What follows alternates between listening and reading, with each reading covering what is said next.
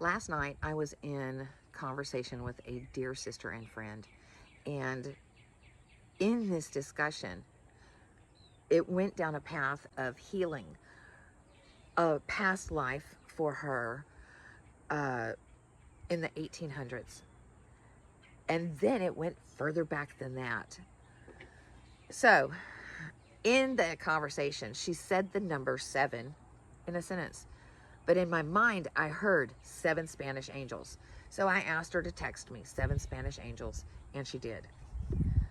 When our call was over, I was reminded the text, 7 Spanish angels. So I went and I listened to the song. When I listened to the song, I was allowed to see visions of a lifetime that existed. And this is what happened. This is a love story. This is a story about a connection between a man and a woman whose love superseded, and I don't even know the definition of that right now in this moment. It preceded, thank you, it preceded time. It preceded time. It was so deep and so intense, this connection. But in this lifetime, I was allowed to see the couple in the living room of a log cabin home, for lack of a better word. And they're speaking to each other face to face. And he's telling her there was something that he had to do. There was something, some mission, some quest, something that he needed to do that was going to remove them from each other's physical presence. And he was trying to prepare her. And in doing so, he said, "Pray for me." And her response to that was she clung to him. Notes. She clung to him. She clung to their love, their connection, their bond. She clung to her knowing and belief that nothing could ever separate them from each other. Not time, not distance, and not death. So this man is about to embark on something, and he has to do it alone. And apparently he had been fighting for a while. The battle, the scars, the luggage, it still weighed heavy on him.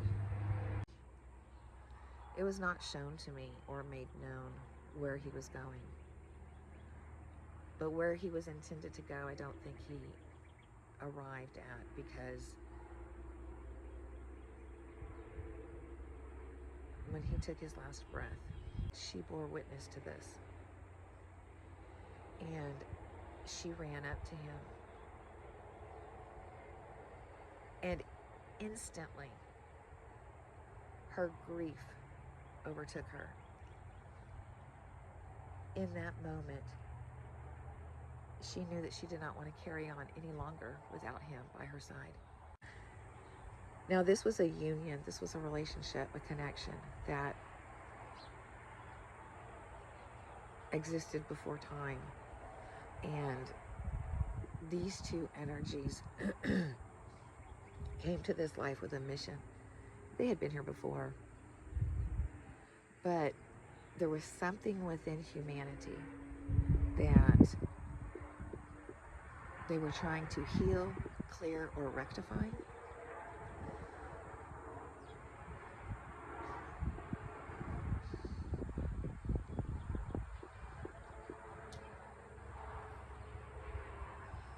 All of the divine in the unseen realm,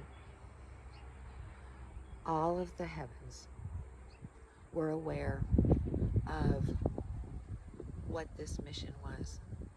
And all of the heavens and all of the unseen realm were aware of the connection between these two. They were rooting them on. They were cheering them on. 7 Spanish angels. Why the number 7? In Charlotte's language, 7 represents divine. But why specify Spanish? At the altar of the sun, when an altar is erected, this is a sign, a symbol, a token. It is a declaration that here in this place, this very spot is sacred, is sacred. Of the sun represents, it's the start of the day, it's the beginning of the day, the beginning, creation. So there were 7 Spanish angels at the sacred space of creation. They were praying for the lovers. They were praying for the lovers in the valley of the gun. When the battle stopped and the smoke cleared, there was thunder from the throne. And 7 Spanish angels took another angel home. So as the song progresses, when he took his last breath, those 7 angels took another angel home. Valley of the Gun. I was like, what is that? What does that mean? And so I sat with this for a long time. And when I kept hitting a brick wall, nothing was coming. I was like, okay, this is a valley. This is, you know, I'm trying to figure it out metaphorically. I'm asking questions. And then I go to Google.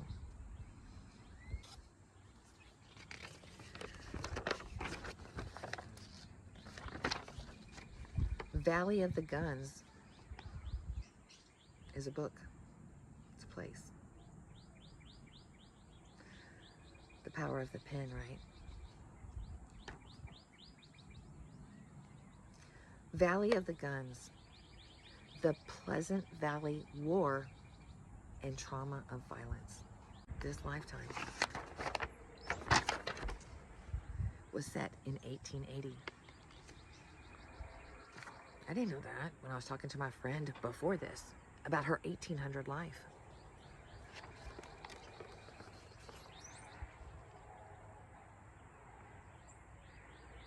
Valley of the Guns. It's about the 1880 conflicts in Arizona that focused on how constant fear, resource strain, and armed lawlessness created a cycle of violence between families and between settlers and outsiders. By the time the Pleasant Valley War was over, 18 men were dead. 18 men. 18 men were dead, 4 were wounded, and 1 was missing, never to be found.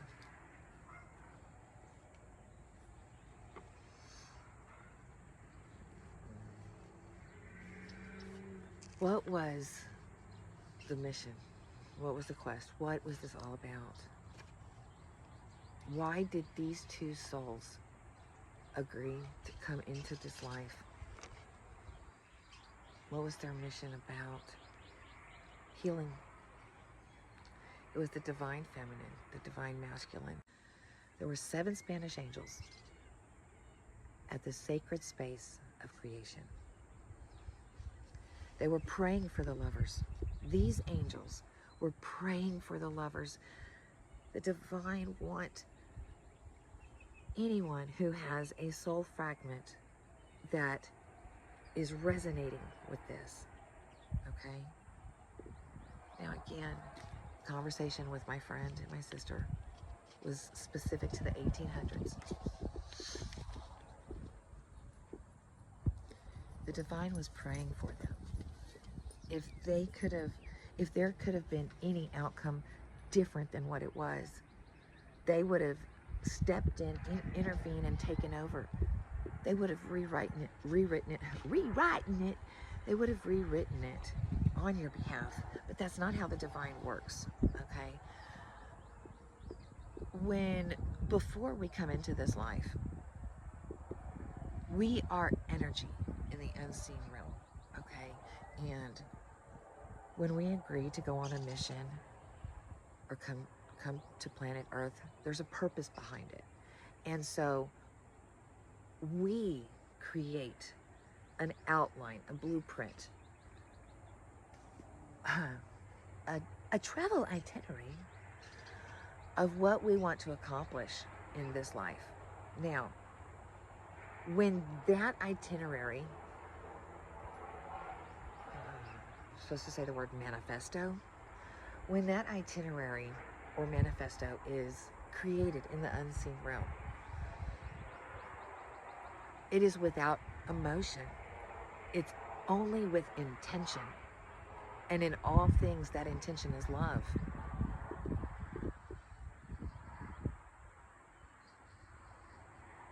When we come to planet Earth, we immediately start forgetting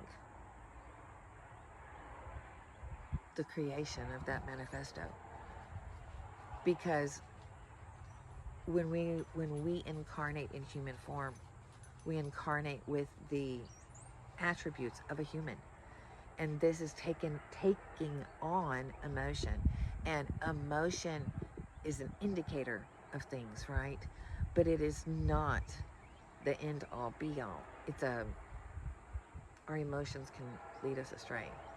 Okay? The manifestos were written and stamped in the unseen realm. Now, what was so important that they came here? They came here to heal.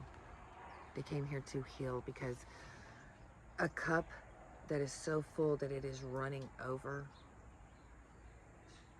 nothing else, that cup can no longer contain anything else.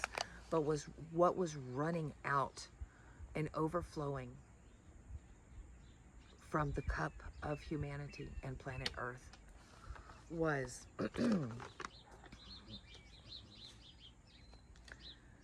that these people, the people during this time, had experienced so much violence and trauma that their lives were being reshaped. Now they had the expectation of violence. All they expected during this time was violence, grief, loss, pain, trauma, anger. So these two energies, these two light beings came here on a mission to bring balance to that. So that cup would stop overflowing.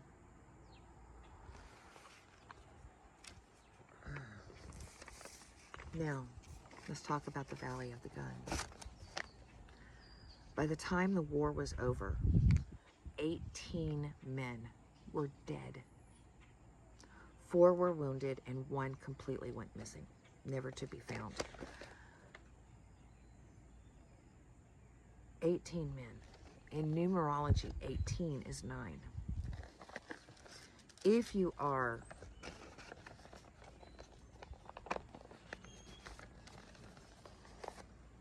I'm not going to get into the quantum physics of timelines and all of that.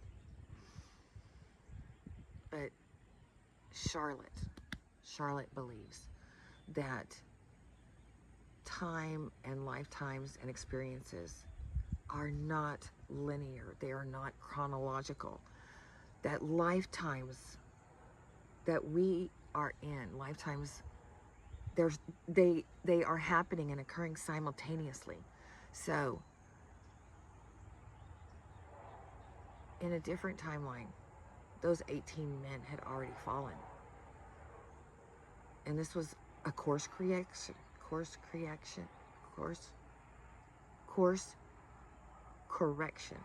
again.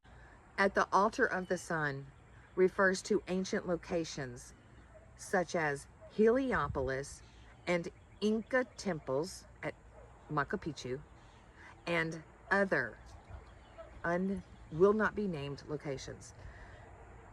These sites represent centers for various things, but one purpose in particular is a power renewal. Let's look at the city of Heliopolis. The city of Heliopolis is in Egypt. And this is where the phoenix brings the ashes for rebirth. What is rebirth? Transformation. Renewal. How does transformation and renewal take place? By healing. How do we heal? First by acknowledging, then by feeling it, and then by seeing the lesson. So now it started out with 7 Spanish angels.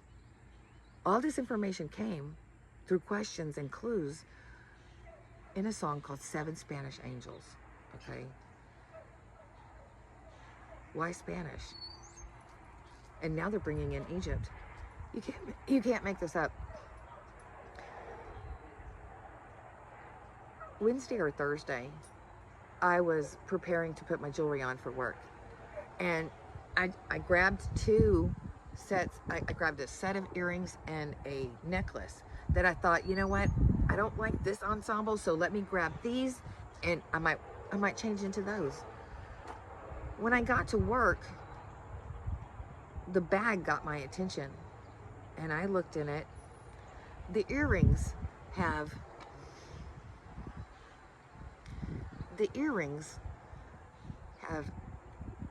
native, indigenous people on it. However, the necklace, the pendant, is a scarab, which is from Egypt. And I remember in that moment, because that's before all of this, in that moment I thought, well, how am I going to mix indigenous, native, with Egypt? These two don't go together. Wow, they do. So, at the altar of the sun, these are locations, sacred locations for renewal. And one of those is Egypt. The next thing I entered was, what does Texas mean? Because in the song, in one of the lyrics, the verses, he says, if they take me back to Texas, they won't take me back alive. And so I was feeling like this was a personal message for Charlotte, because I live in Texas. So I thought, why is he saying Texas if they take me back to Texas? Just listen up. Listen. I asked Google, what does Texas mean? Texas originates from the Caddo Indian word meaning friends or allies. Spanish explorers recorded this term as Tejas. I don't quite understand what the significance is between Egypt and the Caddo people or indigenous people, but there is 7 Spanish angels at the altar of the sun, Egypt. Now, they were praying for the lovers at the Valley of the Gun.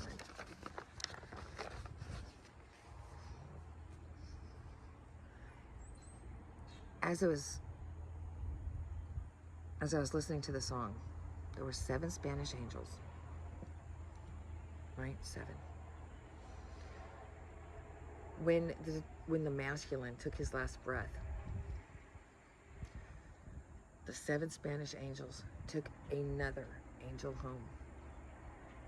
We're now at 8.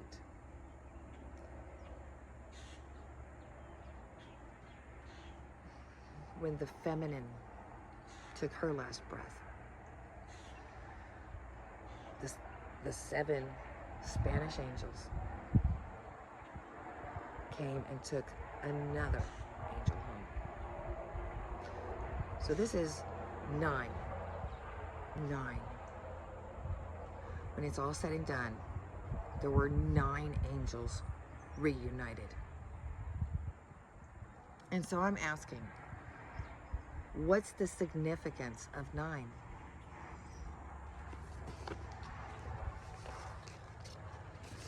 Remember Valley of the Guns? It's a book. It's the book. Valley of the Guns, the Pleasant Valley War and the trauma of violence.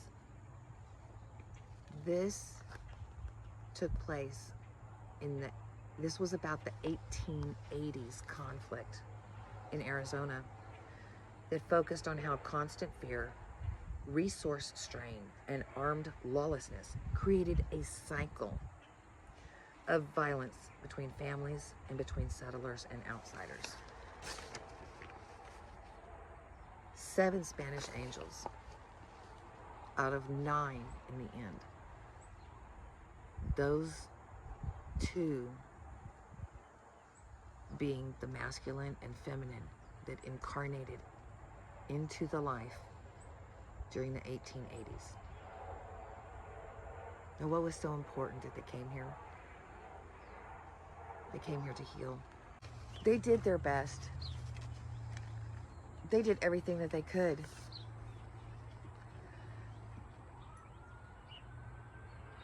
But in that lifetime, they were lost. Even they were lost too.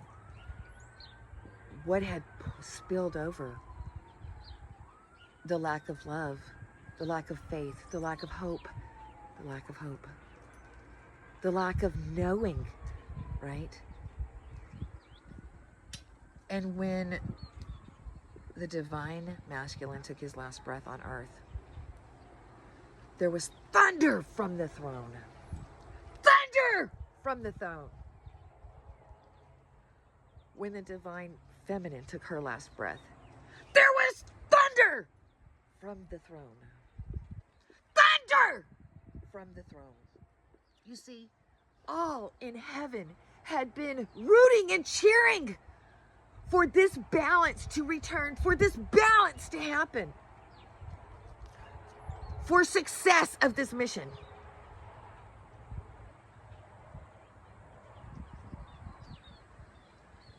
They weren't mad at the divine masculine or the divine feminine. But have you ever loved someone so much and you witness things that they go through and there's not a damn thing you can do about it? Yeah. There was thunder! To the divine masculine and divine feminine that this may be resonating for. It pained the divine realms. It pained the heavens to watch what the 2 of you endured. Y'all know that the divine step in with permission.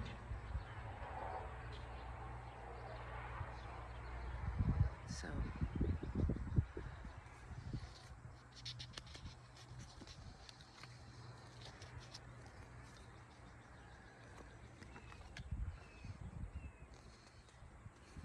seven Spanish angels.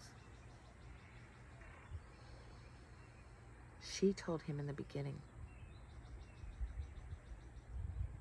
He said, say a prayer for me. And she said, God will keep us free.